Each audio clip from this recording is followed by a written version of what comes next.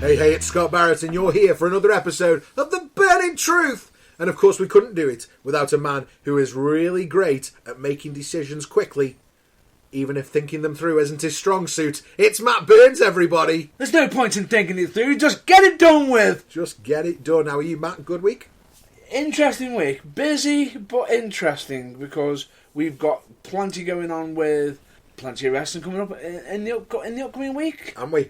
Loads and loads going on. We've got United Wrestling in Stoke-on-Trent, Abbey Alton on Friday night. Yep. Got some huge matches on there. Dave Delvecchio defending the United Wrestling World Championship against Xander Zulu, Nottingham's own.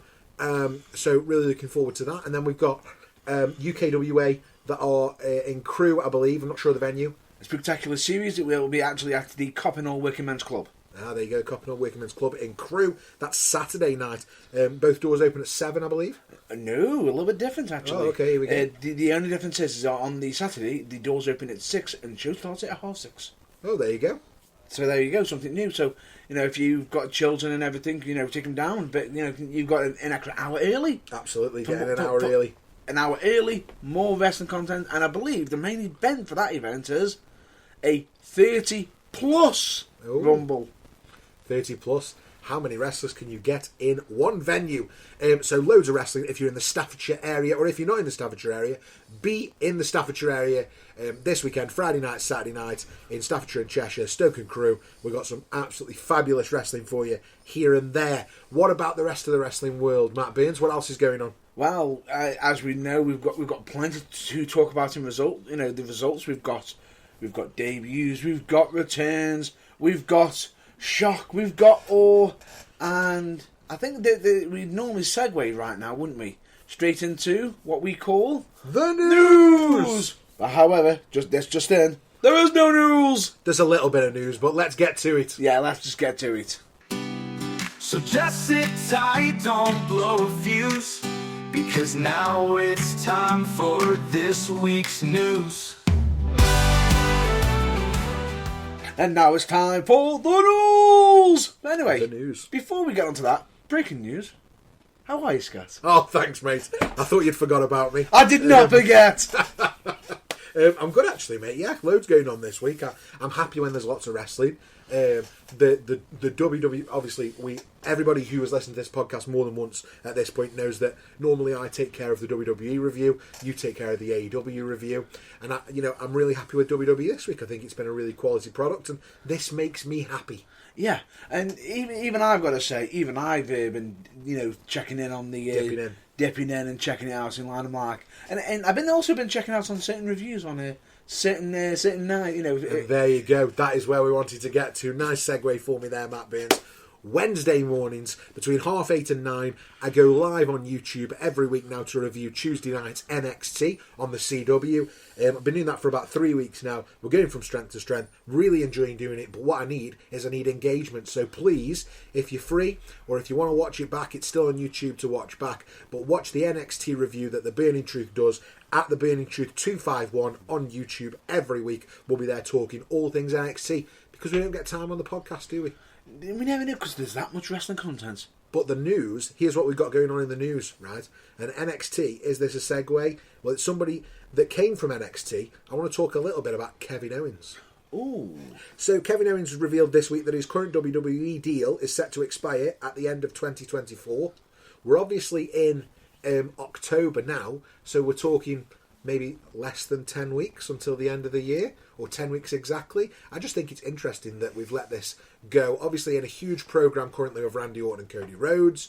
I wonder whether it's a bit of a fake announcement and actually he's already signed, or whether we will see Kevin Owens eventually appear in AEW, because I can see both happening, Yeah, I can, because bear in mind that technically, in a way, Kevin Owens is best mates with certain EVPs. Yeah, and do you know what's really interesting about Kevin Owens?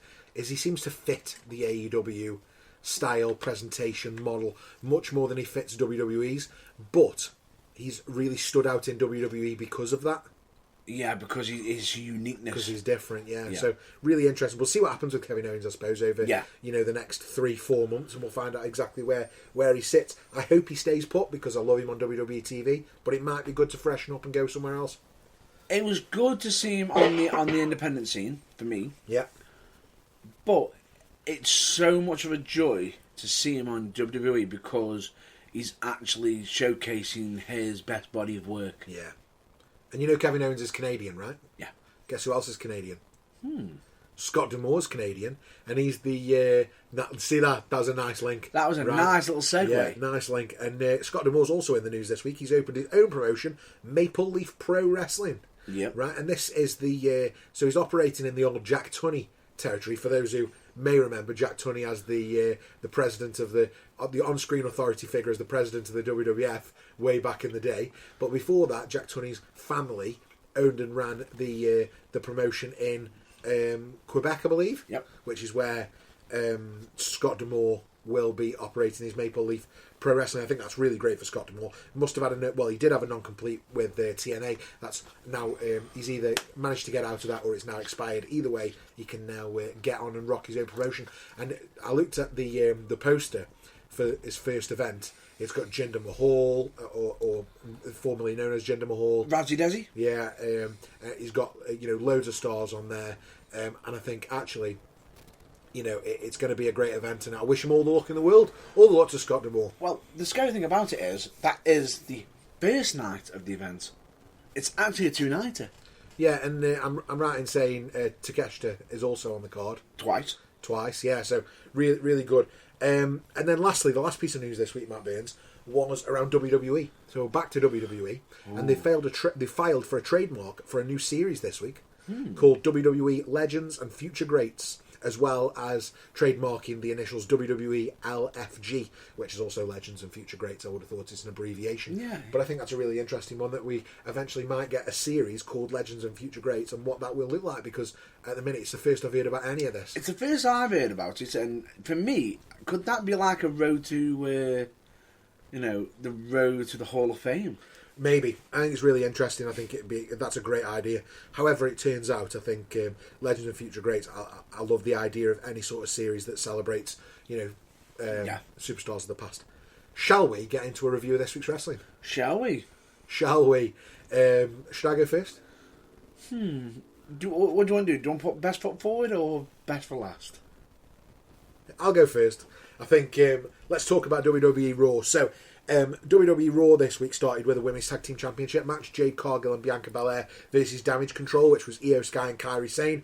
It started with that title defence, and Cargill and Belair retained the titles after Jakara Jackson and Lash Legend interferes. So those two are ladies from NXT that I've been watching more and more over the last 3 weeks on the review on YouTube, and the interference allowed Belair to hit Sky with a KOD for the win, and KOD looks so impressive, but it looks even more impressive on Io Sky, especially with how they got into really impressive. This is where you'll probably sneak in and notice that I have been watching. Yeah, absolutely. Then we had a backstage segment where Finn Balor and JD McDonough met Adam Pearce. I said Madonna then, didn't I, instead of McDonough.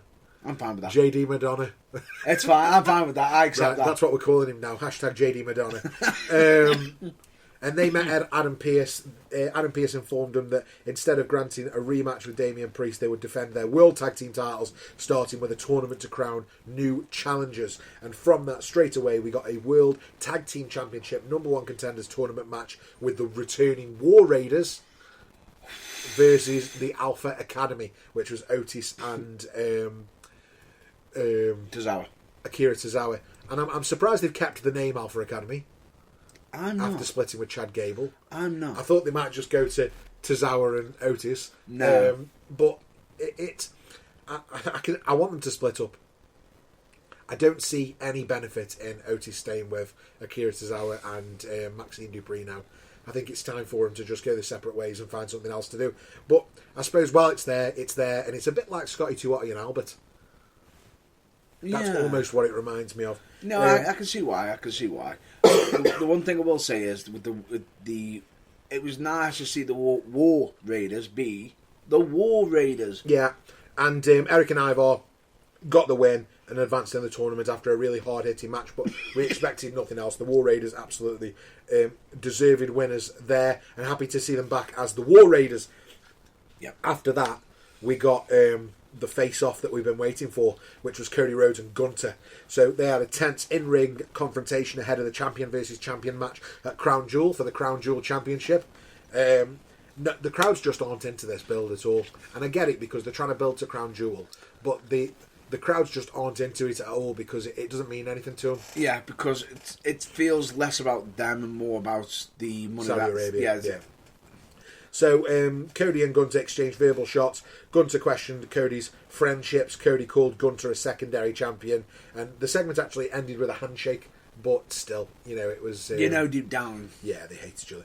We then got Bron Breakker versus Kofi Kingston. Breakker dominated Kofi Kingston, picking up a convincing win. After the match, Breakker continued attacking until Xavier Woods, and then eventually Jey Uso intervened, driving Breakker off. And then Breakker tried to get back in again, and it was another super kick from Jey Uso. So it was a nice beat. That was I remember seeing that. I was sitting there thinking to myself, it's like, hang on, they've been doing this too many weeks. Someone needs to... Never mind, he's cleared up. Yeah, he got him. And I think... Obviously, it continues to build Breakker versus Jey Uso in a rematch, but also that New Day Xavier Woods inevitable turn. My question is, and my thinking is, when we do get the inevitable Xavier Woods turn, does Kofi turn with him? Because we keep thinking this will be the end of the New Day, but I wonder whether it's just a turn for both of them. And because the New Day, when they kicked off as a villainous faction, I enjoyed the original villainous New Day. Wow. The weird thing about it is the original villainous version of it wasn't even the original. Because the original, technically the script version, was meant to be something entirely different. Yeah. We then got R-Truth versus The Miz. Short match. R-Truth rolled up The Miz for a quick victory, thanks to a distraction by Karrion Kross. I mean, I don't get this. Oh, you mean the Jesse the Body Ventura wannabe? What? Have you not heard? Is this the Chris Van Vliet thing? Have you not heard about it? No. He can actually imitate him. Oh, right, so he did an impression. Oh, what makes it so weird? He's like, yeah, get him. Sort of, but it was a bit close to the Body. I was like, get him, McMahon. Like, yeah, weird. Get him. R-Truth defeated The Miz, and then in the main event, and I was a bit let down by this main event, it was Rhea Ripley and Tiffany Stratton versus Liv Morgan and Raquel Rodriguez. Went to a no contest. It was thrown into chaos after Nia Jax attacked both teams. Jax attempted to convince Stratton, so this was really good, actually. Oh no, I know what you had about the Luke. Yeah, so Jax interferes, obviously, gets Liv Morgan in the corner, does the bonsai drop. I don't know what else you call it. The Annihilator. Yeah, it's the bonsai drop to me. Yeah. I don't know what did Yokozuna call it, because the bonsai drop's just what Rikishi called it. No, that was actually the actual that's name. What Yokozuna called it. Yeah, as really. Well. So the bonsai drop, and then sort of just like looks at Tiffany Stratton and like throws her arm towards Liv Morgan as if to say, "Are you gonna pin her or what?" He's like, duh! Yeah, and Tiffany Stratton in that moment was like a thicko, and then sort of reminded herself, was like, "Oh my god, I could win a championship!" And she's like shaking the case like. And then just as she's about to cash in Money in the Bank, Dominic Mysterio saves Liv Morgan, and the show ended in that mayhem. Fair play to Dominic for the timing of that. Yeah, very good. Very good timing. And that was Monday Night Raw, so I was a little bit let down by the... I wanted more from the Cody and Gunther segment. Yeah. I also wanted to see what we were going to get with Sami Zayn next. Yeah. After he lost his title match. And I suppose He could be just licking wounds at the moment, just due to what's gone on. Yeah, maybe. I also think I missed out a huge part of Monday Night Raw, which was Jimmy going fishing. Ooh. So Jimmy appeared on Raw a couple of times throughout the night, trying to convince Jay to come back and help. Yeah, which, to be honest with you, the fact that you've left it to the end of the review actually segues nicely into... Yeah, well, that's why I've done it, actually, Matt Burns. Thanks for giving away my secrets. What? It's not like I've got your script in front of me. No, true. So Jimmy was on Raw trying to convince Jay to come and help the OG Bloodline, Roman Reigns, on SmackDown, which leads us into SmackDown. So the show started off with Solo Sikoa and the rest of the Bloodline proclaiming himself the new tribal chief, stating that Roman Reigns was powerless to stop him. Sikoa challenged Reigns to come out by the end of the night and acknowledge him. And shockingly, Jey Uso then came out to try and reason with Sikoa. And I liked this because Jey Uso wasn't picking a side. Jey Uso was simply saying, don't tear the family apart. Which is a really nice babyface thing to do without siding with either side. Yeah. It was really nice, that was. It reminded him how the family was falling apart. The tension between the brothers was palpable. You know, because we forget Solo Sikoa is Jimmy and Jay's brother, right? Yeah. And Sikoa demanded that Jay referred to him as the tribal chief. But yeah, and yeah, it was a really good segment. And again, I'm going to say it already after the first segment, but if you're going to watch any wrestling from this week, watch SmackDown, man. SmackDown was really, really good. They're heating up that finish. Pardon? They're heating up that finish, aren't they? They're just dialing it up. Every week I want more and more and more, and that's the whole point, right? Yeah. So I am loving the Bloodline storyline, and every week they're just giving me a little bit more, and I want it all, but they're making me wait, right? They're making me wait, and that's why it's so good. Next we've got a triple threat contenders qualifying match for the Tag Team Championship on SmackDown this time. So while Raw are doing a tag team tournament for the number one contenders, SmackDown are doing equally another style tag team number one contenders tournament-ish sort of thing. And in this one we got the Street Profits versus DIY versus Pretty Deadly.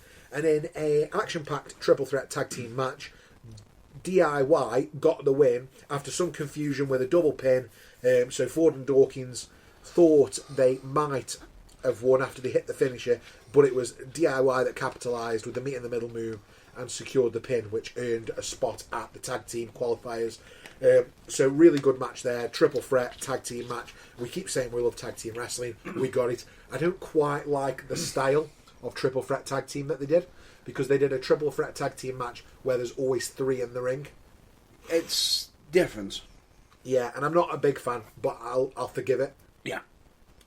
Because it's the way I think WWE want to operate that style of match, which is fine. Okay.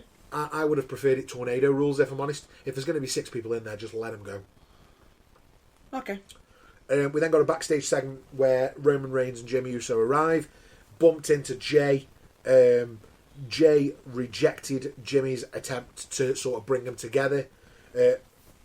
Jimmy was sort of trying to mediate between them, and just as Jay's about to walk off, Reigns grabs him by the arm, doesn't pull him back, but lets him come back, and Reigns told Jay that he was proud of him, looked at the Intercontinental title, said I'm proud of you, which was nice. But then Jay sort of no yeet, sucked his teeth and walked off. But you could see that there was a bit of Jay will think on that now. Yeah, the fact that he's literally just said, "Well done," it's like, ooh, hang on. And then Reigns looks at Jimmy as if to say, I told you he's not interested. And then they went their separate ways. But ongoing tension, right? Fantastic. You know, the brothers, the cousins, the family, the dynamics. It's heating up. It's properly heating up. Next we got Lash Legend with Jakara Jackson wrestling Piper Niven with Chelsea Green. Really quick match. Lash Legend picked up a significant win over Piper Niven despite Chelsea Green's attempted interference. Legend used a crucifix facebuster. More crucifixes. It's been happening a lot over the last 10 weeks. Oh, no. The weird thing about it is the way she gets into this position. Most people, when they saw the pickup, they were like, oh, she's not going to be able to do that on Piper Niven. Niven's going to counter and finish the match. But no. No, actually lifts up genuinely. And fair play to both of them. They worked well together and bam. Yeah, and Lash Legend with the win on SmackDown. We then got Cody Rhodes again. Not just on Raw. On SmackDown as well, because that's his house, that's his show, yeah? So, Cody Rhodes took to the ring. He promoted his upcoming championship versus championship match with Gunther at Crown Jewel. Rhodes spoke about the importance of being the best and dedicated his effort to his daughter, calling out Gunther to appear next week on SmackDown. But it's all talk. Yeah. It's, again, this one's a bit all talk. And I know that neither of them, they don't want to book it and build it so one of them looks weak. But I need some physicality now. Yeah. I need a little bit of... Do you remember when WrestleMania 20, Goldberg and Lesnar? Yes. But the build-up at No Way Out, when Goldberg speared Lesnar and cost him the title. That's the sort of build-up I want now. Now, I don't want either of them lose the title, but I just need some physicality, even if it's just a bam and done. Like if Cody had been in the main event tonight on this show of SmackDown. Having Gunther get involved. Exactly. Have him send Kaiser. Well, no, I'd have had Cody against somebody who's going to be a future challenger, right? Yeah. I mean, off the top of my head, maybe that's Solo, yeah? Maybe that's somebody completely different, yeah? But then have Solo get the win, non-title, because of Gunther. Then not only does it add tension for the Crown Jewel match, but equally we also get a future match between Solo and Cody because Solo's got a pin on Cody. Yes. Do you know what I mean? Yeah. That's what I'm looking for. It doesn't have to be Solo. It could have been any. It could have been A-Town Down Under for all I care. Just as long as it's someone. And then you get a match on SmackDown in a few weeks after Crown Jewel because they beat the champion. They get a championship match. You're setting something up. Exactly. We then got the other triple threat contenders qualifying match for the tag team titles. We've got A-Town Down Under, interestingly, because I've just said them, versus Los Garza, which is Humberto Carrillo and Angel Garza. And they were against the Motor City Machine Guns, finally in WWE. And in their SmackDown debut, the MCMG, the Motor City Machine Guns, Alex Staley and Chris Sabin picked up the win over A-Town Down Under. They hit the finisher, they fit their signature, splash neckbreaker combination and secured the victory, making a major statement in the tag team division. I believe the original name that they had for that one was Skull and Crossbones. Skull and Crossbones, there you go. But now it means that the Motor City Machine Guns, careful Scott, will wrestle DIY next week for the number one contendership. For who gets to take on the Bloodline, Tangaloa and Tama Tonga for the tag team titles. And I mean, how amazing is that? Next week we get DIY versus the Motor City Machine Guns. I mean, hello. So I've just lost my wallet to WWE right now. What's the TikTok trend at the minute? Give me my money! Yay! No, I've just lost my wallet to WWE. Yeah, I'm never getting that back now. On free TV, we're going to get that as well, just FYI, on SmackDown. Why have they got me card? I know. Then we got Naomi and Bayley versus Nia Jax and Candice LeRae. So, for whatever reason, we were missing Tiffy time this week. Yeah. And I thought that might be will she come in and, what's it, Nia Jax? But no, it literally wasn't there. So, Naomi and Bayley worked together and they defeated Nia Jax and her reluctant partner, Nia Jax was a reluctant partner of Candice LeRae, even after interference from.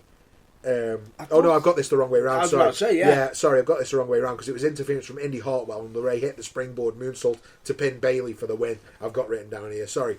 Yeah, so Naomi and Bayley did work well together, but it wasn't enough to defeat Nia Jax and Candice LeRae. Yeah. But Nia Jax did not want to be in that match with Candice. No. But it is interesting note that I didn't really know before because I don't follow this, but on X weekly they do the speed thing and Candice LeRae is the speed champion. Drat! Yeah, I picked up on that. You beat me to it. I'm in on that. I was just about to sneak in, just go in. Oh, the two champions. Yeah, absolutely. And then the main event segment, because the main event, unbelievably, of SmackDown was Naomi and Bayley versus Nia Jax and Candice LeRae. Yeah. The main event segment was Roman Reigns and Solo. Yeah. So, in a really climactic segment, actually, Roman Reigns finally confronted Solo in the ring. Reigns acknowledged Sikoa. He did.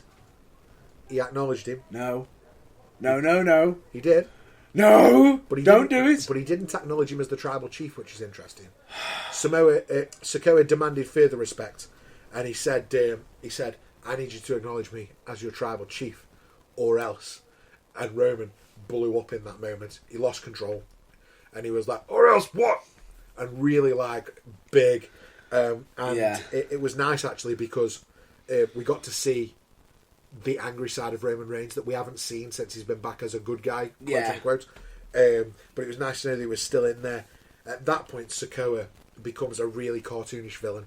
Yeah, it sounded like all he needs is one of them, old Victorian moustaches. Yeah, it was like, whoa, I knew you were in there still. And then he said, or else.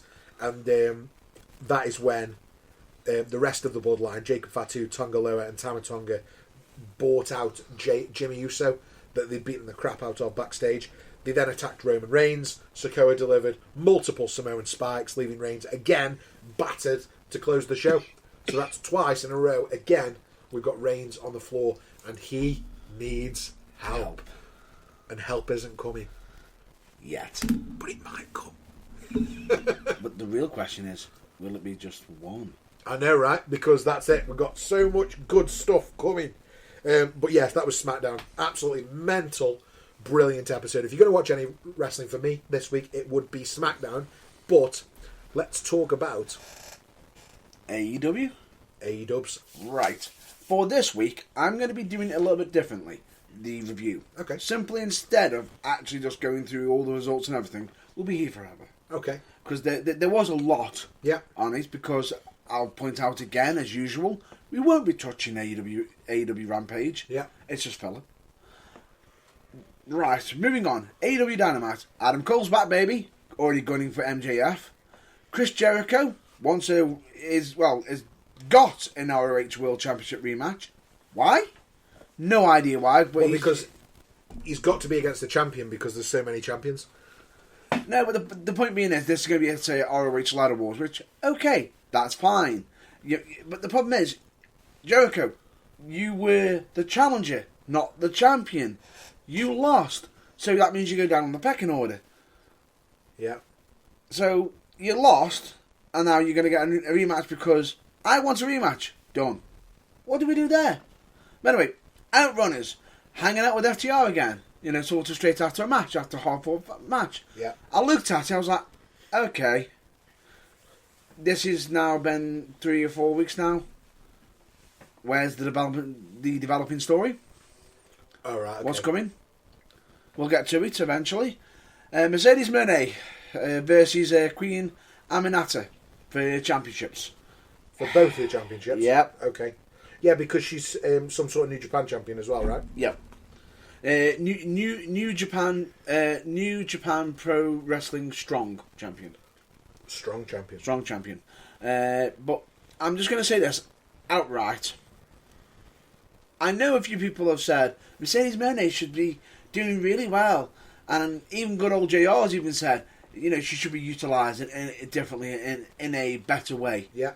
Quite frankly, no. Because there's a lot of hate for her on this channel, isn't there?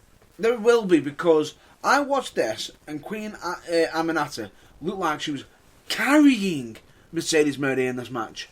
And that's not right, is it? The rookie should not be carrying the experienced. Yeah, 100%. I'm with you. She's been the biggest flop in wrestling for the last 10 years. I'm looking at this right now, and she's been given a chance to shine again. Yes, I expected her to win, but a lot of her stuff in this match looked sloppy. Really? Is it that she's not working often enough? Because I don't think Mercedes Moné being sloppy in the ring was ever even a thought process in WWE. It's not that. The problem is, I think the issue is, it's not the fact of her training, it's the fact that I think she's trying new moves, and because she's trying the new moves live on air, right, instead of get them right first time. Okay. You know, but even so, is this down to her not doing as many dates, not having as many reps? Because if they were doing house shows potentially regularly, she'd have tried all that out, wouldn't she? Potentially, yeah. I agree with that. But honestly, Mercedes Moné, I need to see less. Okay. Because I feel as though we're getting Mercedes Moné forced down our throats, yeah, when we should be, again, and this is what I'm going to say to you, Mercedes Moné has been on near enough most of the TV this week. Yeah. Where was the AEW Women's World Champion? I don't know, you tell me. We'll get to that later. Okay. But anyway, Blackpool Combat Club causing absolute havoc, where Moxley's literally stating you are either with us or you're part of the problem, and if you are part of the problem, you either get out of our way or you'll be put out of our way. Ooh. You know, it basically implying. And then as they were literally escaping, he literally says, I am the AEW World Champion. Tony Khan is not in charge. He's just a man with flash and money. I am your World Champion. So you all work for me. Ooh, that's nice.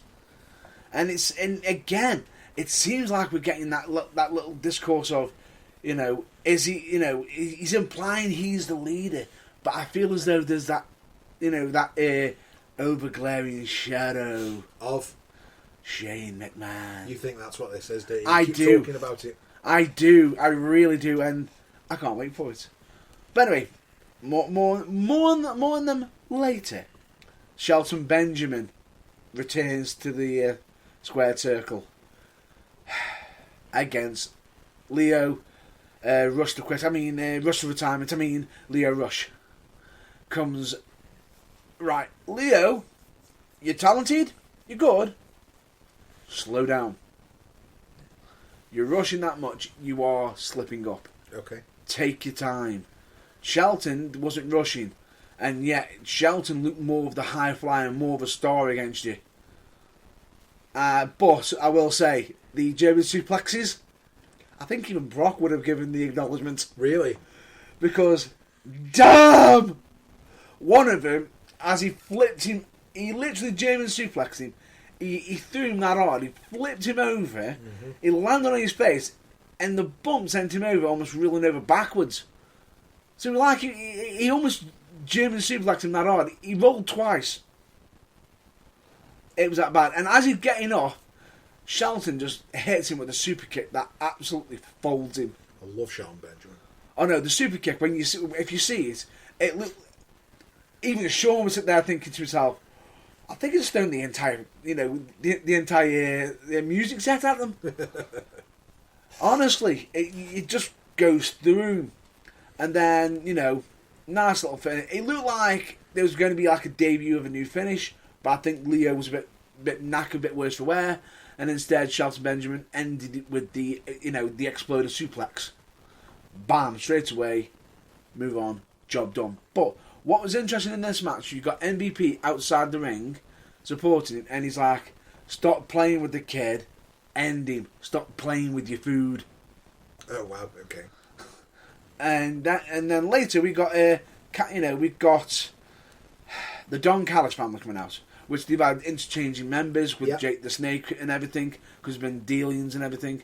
Kyle Fletcher gets in, he's about to reveal why he attacked Will Ospreay. Too bad he's not telling. Too bad he's not telling. That was it, move on. Main event, Jay White versus Christian Cage. Good match. Shame the finish was botched. Okay. And when I say botched, I mean, oof. Why do you think it was botched? One is the fact that it's actually on Botchamania. Okay. I don't like the term botch, but go on. Secondly, it was mistimed. Certain individuals popped up out of nowhere when they shouldn't have done. If they waited that little few more seconds for the right timing, it would have been that sweet spot, and it would have made the actual finish. The finish, because it was the person who was getting involved, which was Hangman Adam Page. He was meant to be sort of. There was meant to be a distraction. Adam Page cost Jay White the match, and then slide off like a snake. But because he technically almost got, he pulled the trigger. It was one of them. One of them mistimed, and then once one's mistimed, everybody else was mistimed. And because of it, it just sort of just led to a bit more of a mess. So, the thing is, mistakes happen. Overall, I'm still happy with the match. It just, the finish just looks sloppy.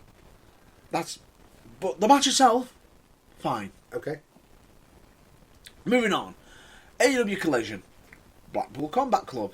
Cutting a promo, basically implying that AEW isn't what it should be, which is, it should be a place where wrestlers can have their money, their income always constantly increasing, getting their dues and everything all paid out.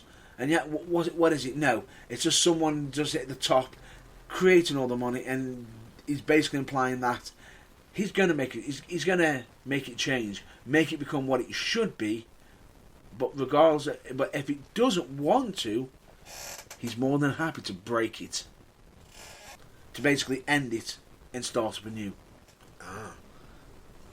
So that could be, again, either way, he's either going to change it for the future for Shane McMahon, or he's going to literally destroy it and clear the playing field for someone to come in.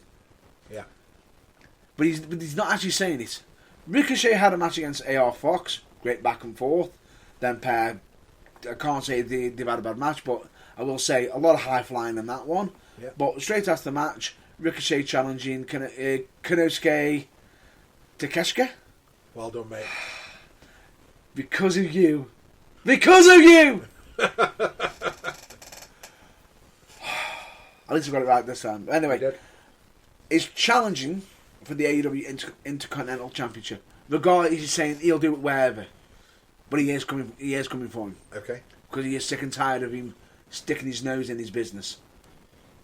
Private Party and Daniel Garcia are standing up to BCC, but also taking shots at the Elite, who, I will say, segueing back to Dynamite, did look like when the BCC came in and caused havoc, they sort of scarfed it out, and it looked like they could have turned into faces battling against the BCC, but they decided not to yet. So we'll see more on that later. But Private Party and Daniel Garcia seem to be livid with BCC, and they're saying they would rather die on the battlefield than to sit back and do nothing. Kyle Fletcher did his segment and decided to say, "Oh, I've now decided to speak up. I'm going to reveal why I did it all on Wednesday." So we've got more waiting. Thunder Rosa returned via promo, which was okay, great. But then we had Harley Cameron interrupting, and that's going to lead to a match. Okay. Then we had the Outrunners having their match against Rush and the Beast Mortos, which was okay, which is, I believe, Jake Roberts' new crew. Which, okay, Outrunners did well, they got the win, then they got beat down, FTR come down, make the save, and everybody's having a good time. They've been doing this for almost 3 or 4 weeks. Where's the payoff? Who's turning on who? Yeah. Who is turning on who? Because right now I have no idea who it's going to be, but if I was going to be a betting person, I think FTR are going to do the turn. Do you? Simply because at the moment, the Outrunners seem to be the new cool thing at the moment. They seem to be really over. Okay. And we could potentially have FTR claim that, they used to chant their name. And now all of a sudden Outrunners come in, they don't even say FTR anymore. They're not interested. We've done everything for the crowd and this is how you thank us. Sort of thing. Then we had Sammy Guevara come back. Great. Just stop injuring yourself. Well, it's just a point, but he's up against Shelton Benjamin on Wednesday Dynamite. Yeah. Great match that'll be.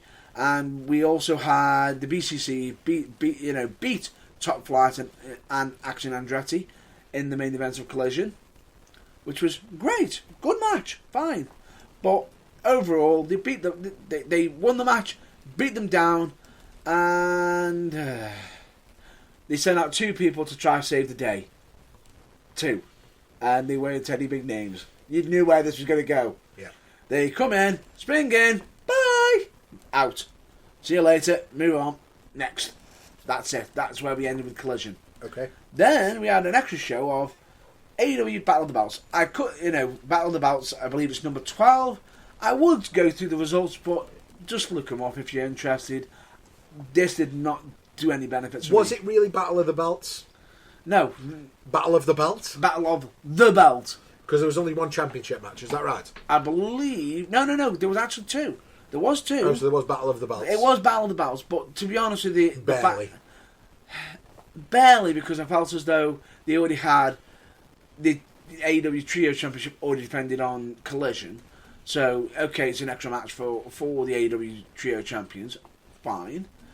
But for me personally, I just felt as though there was no big, real shocking results, except some people could sit there and say the fact that you got Anna Jay beating Mariah May in a AEW World Champion, Women's Champion Eliminator match. Basically, so if she wins, she becomes the number 1 contender and will fight for the championship on Collision. That doesn't make it obvious. Non-title match. Whenever we say a champion is up against a challenger, non-title match, no, that's 10 times usually. It's a trope. It's usually, But AEW in the past have avoided that trope. Nope, they've fallen into this. But bear this in mind, I've just noticed that I've only just mentioned, the AEW World Championship champion once. Yep. And then Edge on the show. And it wasn't even on any of the damn main shows. Why is Mariah May only being sort of... Why is she on the back burner when the TBS champion, which is meant to be the secondary champion, is taking main stage? It's a pet peeve of mine. You've got a world champion, make it the main champion. You don't want to see... What do you think on Raw that Jey Uso should be the main guy on Raw over Gunther? Yeah. You do? I mean... As in, because he's the Intercontinental Champion versus against the world. Only if we were going to get to a point where Jey Uso was going to beat Gunther for the championship eventually. Yes! Yeah. But if they're not facing each other, yeah. they're not in a feud, you want Gunther in the main event. Yeah, you don't want R-Truth to beat him, do you? No. That's my point. But it just shocks me, the fact that we've got stuff like that happening. But anyway, that's it for this week for AEW. I'm not continuing on anymore. Okay, shall we take a break and then bury something alive? I have a doozy that's been requested. Ooh. So, back in a minute. Going to grab the shovel. Do you want to grab a spare? just the one. Hello, friends. Are you enjoying the Burning Truth Live so far? Well, I hope you are, because we're working bloody hard to make it as good as we can. But what we need is your help. And we need your help by subscribing and leaving us a 5-star review. You do not know how much it will help the podcast if you can do that for us. It'll help us spread the word, help us grow the community, and more than anything, it'll help us keep providing amazing wrestling content like we are right now. Thank you so much for listening. Let's get back to the show. But please, please, please rate and review and subscribe. Thanks, guys.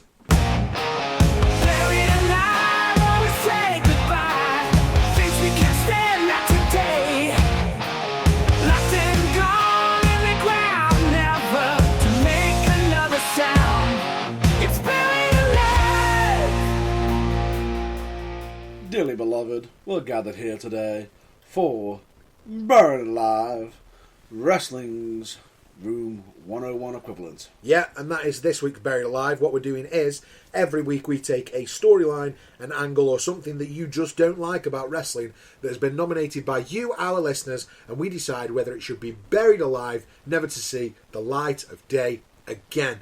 We've buried some good stuff over the last 10 or so episodes, including the Prime Hydration Station, that felt good, the Kennel from Hell match, in fact the entire Al Snow Big Boss Man feud. Yeah.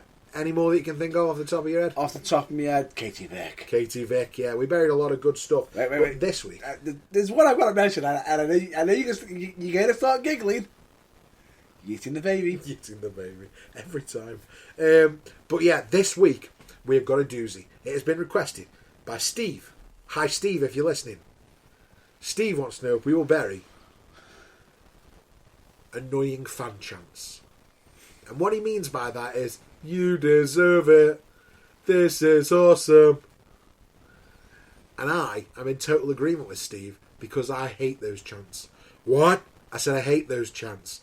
What? I said I hate those chants. Because they're super annoying. And they ruin it for everyone else. Thoughts, please. Right, I'll have to, have a, bring in my case to defend. Oh, are you going to defend? Good. Going to defend, simply because, as a fan myself, you've paid to be there to watch the show. Yeah. You've paid to be able to chant for whoever you want to chant for. It's still your choice. But you deserve it. That's stupid, right? This is awesome. So, you could say that about every match. So you don't think Ric Flair doesn't deserve being recognised as one of the greatest? He's a 2-time Hall of Famer. He doesn't need the crowd to go, you deserve it. He knows he deserves it, Matt Burns. Fair enough. But at the same time, there is certain people, certain individuals who might not have reached to the main event status, but then eventually gets there, and it's just nice to feel acknowledged. You know, to be appreciated. All right, let's talk about This Is Awesome. Because it feels like every other match gets a This Is Awesome chant. Try and defend that.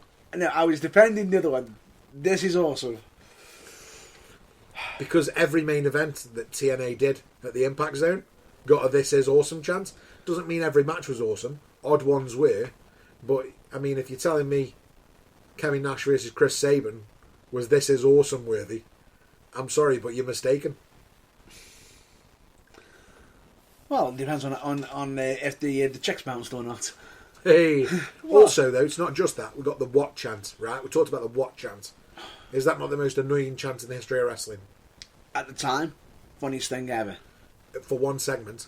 For one segment, eventually, even though it was originally, I believe, debuted from a phone call. Yeah, a voicemail left by Christian. Yeah. Or Stone Cold to Christian. But it's still the most annoying chant in the history of wrestling. And it's still plaguing us now, 24 years later, almost. Well, if I'm not mistaken, you could sit there and say, well, if that's the case, then wouldn't that mean the yes needs to go in there? Yeah, let's get rid of that as well. That's super annoying. And, of course, the yeah. I mean, I don't think that's quite as annoying. Whoa, whoa, whoa. It counts. Okay, do you know what? If it means we get rid of the what chance and the This Is Awesome chance, I'll include it in absolutely let's get rid. Oh, I don't know about this one because, wow. How can we get... That's by interaction, though. That's feedback directly from the crowd. Yeah, but, I mean, let's talk about The Rock, right? So The Rock gets the feedback without it being annoying chants. Yeah. That's what we're looking for. So, and I'm also not saying that all chants are annoying. No. Well, then technically, yeah, I can see how you can break the yeah, as in yeah, from This Is Awesome. It only generally starts to happen when LA Knight's in as well. It doesn't necessarily happen for every other promo. Whereas what started to bleed over to every promo. You're on about the generic. Yeah. The generic.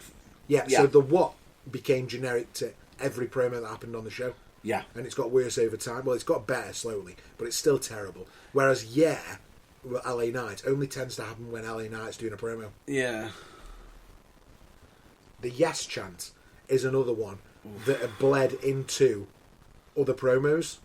Eventually, yeah. But and that's why it's annoying. At the moment, I'm surprised. I've just realised that even with me just saying the yeah, it could have been worse. It could have, I almost could have just said the yeet as well. But who knows? But anyway, the point being is, I know what you're on about now. You're on about the whole, you effed up, you messed up. You messed up. And I'm doing the clean version. The clean version, which is you messed up. Yeah. Which you don't need. The crowd don't need to say that to the wrestler. Absolutely not. This is awesome. Great that the crowd think that. But do you know what's more credible than this is awesome? A standing ovation. Yeah, 100%. I think you get the shovel and bury it right now, Matt Burns. You know what? No. I've done a lot of digging for this one, and I feel as though you've earned this one. I do. I want it buried. Let's get rid of stupid fan chants into the pit. It's buried alive.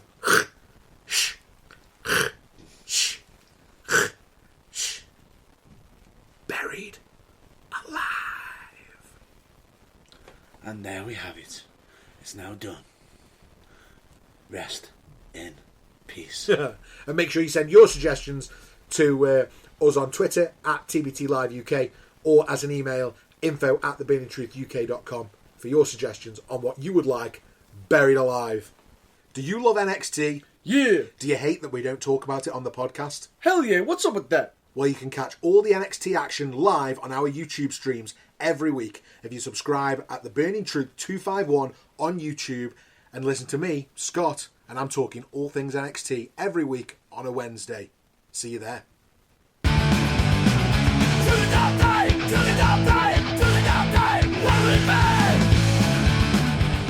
Ladies and gentlemen, and boys and girls, it's now time for the top three!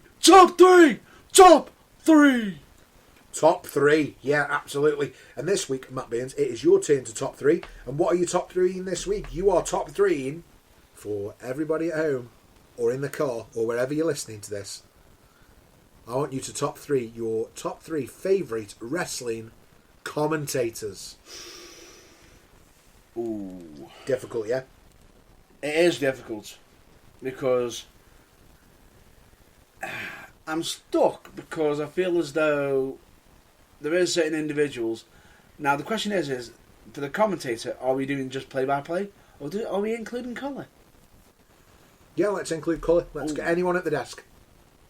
Oh no! Anyone at the That's desk? not helped me at all. That just backfired. That's absolutely just backfired on me. Now, I feel as though honourable mentions for me, CM Punk. Okay. Whenever he's on. Of course, one of the greatest wrestlers of the world, Double J, Jeff Jarrett. Double J. He's got to be on there. Has he? Have you not seen his play? Have you not listened to him on AEW? No, I haven't, no. He's absolute gold. Is he good? He's gold. I'll say this to you. Whenever he decides to leave wrestling, as in actually doing the wrestling, he needs to get behind that commentator's desk. Okay. He is so good. Okay. That man should be working in the business no matter where. He just makes it work. By the way, for me overall, right, I'm thinking about it because as much as it's a tough one, but I feel as though I've got a bit of a unique mix of commentators I do like. Okay. Number 3, Mike Tenay. Okay, the analyst, Mike Tenay. Yeah, I can see that. The reason why is because he always did the great play-by-play. He always called it fairly, and he always knew the moves and and everything. He was just spot on. He fitted nicely when he was in WCW. He fitted really well in TNA. I'm surprised he hasn't gone anywhere else since TNA. Okay. As such, but at the moment it's almost like he's just decided to take a break from it now, and whatnot. And he's enjoying his time. Okay. Right. Number 2. Number 2. Sorry, that was the count from Sesame Street then. Yeah. That's brilliant. No, number 2. I'm stuck between number 2 and number 1. Okay, just give him. Simply because one of them is an absolute all-time classic. Yeah. And the other is he's always been the other. It's more so for modern. When he was in the WWE at the time, he was absolutely fantastic. But wherever he's commentating, he's always done really, really well. Okay. And I hope I don't butcher the name. Mm-hmm. Mauro Ranallo. Oh yeah, Mauro. Yeah. Mauro. He was fantastic. And interestingly enough, he's going to be the lead commentator for Maple Leaf Pro, which we talked about earlier on. Scott D'Amore's promotion. Sold. Yeah. I absolutely think he's an absolute great commentator, and he nicely times as "Oh, Mamma Mia!" Yeah, very good. And Tope Suicida. Oh yeah, the fact he does it really well, and the fact is he brings an energy into his commentating that not many before him or after have sort of developed. Mm-hmm. And number 1, Mark Adamley. I'm joking, of course, I'm joking. It is, of course, none other than good old JR. Jim Ross. So we've got Mike Tenay, number 3. Yep. We've got Mauro Ranallo, number 2. Yep. And Jim Ross, number 1. Yeah. That's a phenomenal 3. Even though, as much as I could go down the Monsoon, the Brain, Vince, Tony Schiavone, Eric Bischoff. I thought for this one, I would just do mostly the play-by-play for this one. And who knows, I could even do another top 3 for me colours. Yeah, you could do. Absolutely. Because yes, I do actually have me colour commentators top 3. Do I reveal it now? Tune in for another week to find out. I like that. But anyway, with that being the top 3, I believe I need to pass you something over, don't I? It is. Yeah, I think you do. Yeah. Here's your pad. Here's your pen. I think it's now time for rebook this. Oh no! Who gave us the book? Who trusted these guys with the book? It's rebook this. Lara Scott, it's rebook this. Take a shot. It's rebook this. Rebook this. It's now time for rebook this, and we keep always asking who gives us the book. Well, I just gave you the book, Scott. Oh yeah, true. Yeah, sorry. So I think we keep doing it on ourselves, don't we? We do. It's our own fault. And it's a lot of pressure, you know. Yeah, the second you get that pad and pen, you feel you're in the hot seat. Coming up with these ideas on the spot is hard, man. It is hard. You know, and what I would do is I would challenge you at home to do the same rebook as we do. Yeah. And just write your ideas down and let us know what you come up with, because, you know, if we get a really good rebook this from a listener, I think we should invite them on and get them to rebook something. Oh, that'd be a good one. A guest rebook. Oh, that's good. We don't normally do guests on the podcast, but if we do, that's what we should do, a guest rebook. A guest rebook. I'm down for that.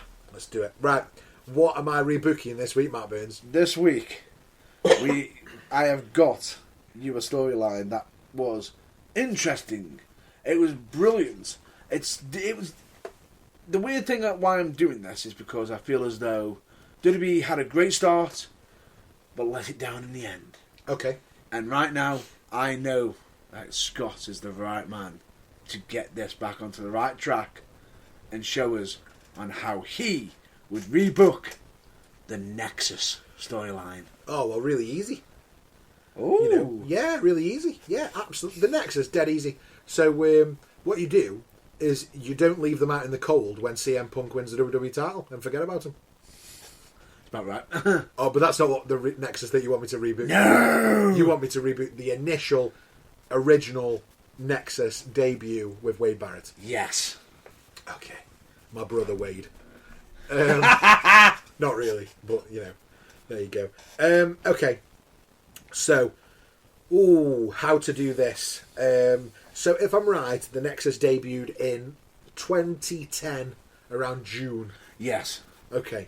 So, let's do the debut in exactly the same way as it was. Yep. Which is attacking John Cena, CM Punk, another WWE personnel, Wade Barrett as the winner of NXT Season 1, leads the group, which includes Justin Gabriel, Heath Slater, David Otunga, Skip Sheffield, who became Ryback, I believe. Yep. Darren Young, Michael Tarver. We're going to forget about Daniel Bryan for the purposes of this, because he got sacked like the day after, right? He got fired for the tie incident. Yeah, so we're going to forget about him. So the tie incident is still a thing.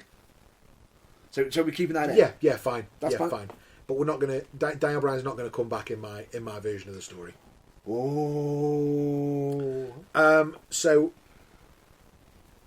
in that night, Barrett gets the mic, and he announces that the Nexus's goal is to take over WWE by eliminating all its top stars and ensuring that he will become the WWE champion. He's going to do it on night one when they beat everybody up. He's going to make that statement, because that's the biggest problem with the angle for me. Yeah. He never became champion. Yeah. Yeah. And they're going to systematically destroy anyone in their way. And this is my version of the Nexus, right? Because the one thing that the Nexus didn't do is they didn't put anybody down. Not permanently, but, you know, they didn't put anybody down, like, short term. Like, they never... Yeah. You know... They didn't miss a week. Someone didn't miss a week due to exactly a bit of a bump, a bit of a boo-boo. Exactly. So, June and July, the first thing that's going to happen is the NXT rookies are going to Pillmanize the veterans one at a time. Yeah? So the veterans that were with them in NXT Season 1, they're all going to get it. So they're all going to have matches with their veterans. So yeah. I think Justin Gabriel... wrestled Matt Hardy then in that case, because he was his veteran. David Otunga, R-Truth, Heath Slater, Christian, Skip Sheffield, William Regal, Michael Tarver, Carlito, and Darren Young, CM Punk. Right? And here's what's going to happen is those matches, maybe 2 every episode, or 1 Raw, 1 SmackDown, whatever that looks like, but they are going to destroy them. So they're going to help them win the match or not win the match, get the match thrown out. They're all going to slide in the ring. They're going to beat the crap out of them. Chair on the arm or chair around the neck or chair on the ankle and bang. Yeah, absolutely. And every time it's going to be somebody like Justin Gabriel with something off the top rope. Yeah? And it is going to put a statement down. The only difference here is when Darren Young tries to do it on CM Punk, Darren Young fails to Pillmanize Punk. Oh. And that creates some early internal tension in the Nexus with Darren Young. Right? So Barrett starts to question his usefulness in the group. Yeah? So that probably takes the first month or so, yeah?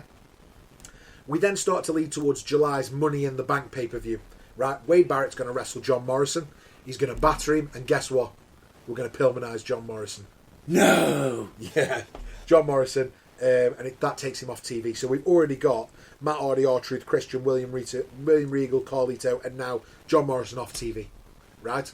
But what also happens that night is we've got the Money in the Bank ladder match. And we are going to ruin that. Because the Nexus are going to come out as a unit again later in the night for that Money in the Bank pay-per-view. And let's say the likes of Chris Jericho, Edge, we're going to take them all out. Nobody's going to win Money in the Bank. That'd be it. Because we're going to take them all out to end the show. Hang on. That's never been done. Yeah. So we're going to have no winner to Money in the Bank in my story. Because they're going to take everyone out again. It's going to be just like that first night, but it's all your upper mid-card stars that could have been Money in the Bank. And we're going to take the opportunity away from them. Wade Barrett's going to walk off with the briefcase. He's not the number one contender. He's not the Money in the Bank winner because he wasn't in the match, but he's going to have the briefcase. Technically, yeah. And that will have to be taken back from him on the next night on Raw by whoever the GM was at the time, right? Whoever the authority figure was. I believe, I'm just trying to look into it. Some sort of authority figure comes and Yeah. takes it back from, whether it be Vince, whether it be Stephanie, whoever. Yeah, Eric Bischoff, whoever it needs to be. He's going to lose it. But that does start to set us up for SummerSlam. And it's a huge 7-on-7 match between Team WWE, and we're talking John Cena, Randy Orton, Edge, Jericho, maybe some others, versus the Nexus. And in that match, Team WWE wins at SummerSlam. Okay. They win the match. It's a hard-fought battle, but the Nexus refuses to accept defeat. So even though they lost the match, guess what's going to happen? Oh, and vicious attack by any chance? Absolutely. And Edge gets Pillmanized in this attack. So now a serious main eventer, Edge, has now been Pillmanized. And at this point, 2010, I don't know if this is too early or not, but who's Edge got a friendship with at this time? Maybe a rated RKO friendship. So this is where Orton needs to step up as the new leader of WWE against the Nexus, right? And he's now decided that this is, it's going to be his responsibility to do. Who is the WWE champion at this point? Well, for this story, Randy Orton's the WWE champion. So not only now does Randy Orton need to step up as champion and Edge's friend, he's also Wade Barrett's number one target, right? So Wade Barrett sets his sights on Randy Orton. He starts to interfere in Orton's matches on Raw, attacks him, claiming, and the entire Nexus attacking him and claiming that Barrett will soon hold the WWE Championship. The pay-per-view coming up is the Night of Champions in September. We're going to have Wade Barrett versus Randy Orton. No DQ for the WWE Championship. And in this match, the Nexus interferes and helps Barrett defeat Orton. And after the match, guess what happens? We Pillmanize Orton. Orton and Edge now out due to the Nexus. Yeah? We then get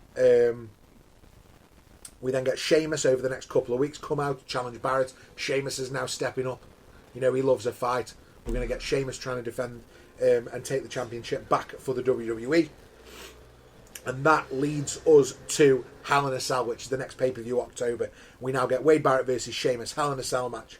And inside that brutal structure, the Nexus again manages to interfere to ensure Barrett wins and hold the title from Sheamus. And after the match, the Nexus Pillmanized Sheamus. So now we've got Edge, we've got Orton, we're running out of wrestlers, right? They're taking over.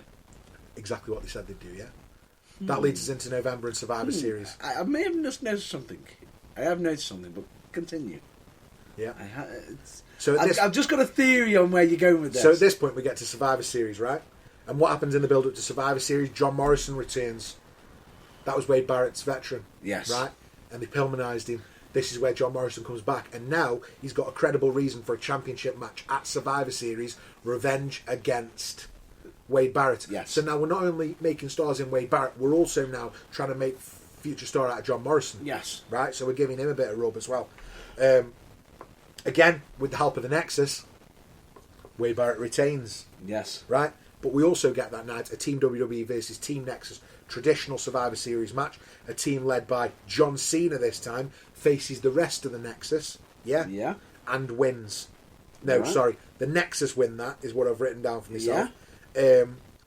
But after the match, again, this time not John Cena that gets Pillmanized, but because the title match happened earlier in the night, Wade Barrett comes out to interfere. John Morrison comes out to save. And John Morrison then, again, second time Pillmanization for John Morrison, right? That leads into the last pay-per-view of the year, TLC. TLC. Wait. TLC? Tender Loving Care? Nah. Tables, Ladders and Chorizo.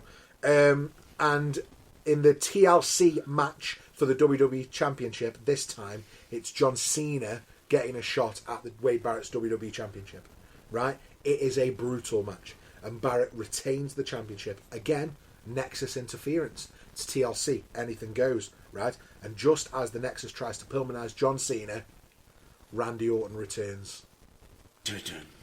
Yeah, so we get the surprise return, attacks the Nexus, RKO. Yeah, we also get Edge, spear. Yes, now we've got Edge back, we've got Randy Orton back, and we've got John Cena fighting off the Nexus, right? Couldn't ask for three bigger stars, right? Yeah. Which leads us to the Royal Rumble. Wade Barrett versus Randy Orton. Yeah? Yep. Let's say versus Edge as well. Let's make this one a triple threat. Okay? Nexus interference. Barrett wins. No! Yeah, he does. And he retains the title once again. But Royal Rumble match later that night. Orton enters, wins by eliminating Gabriel Slater Otunga. Yeah? Okay. Yeah.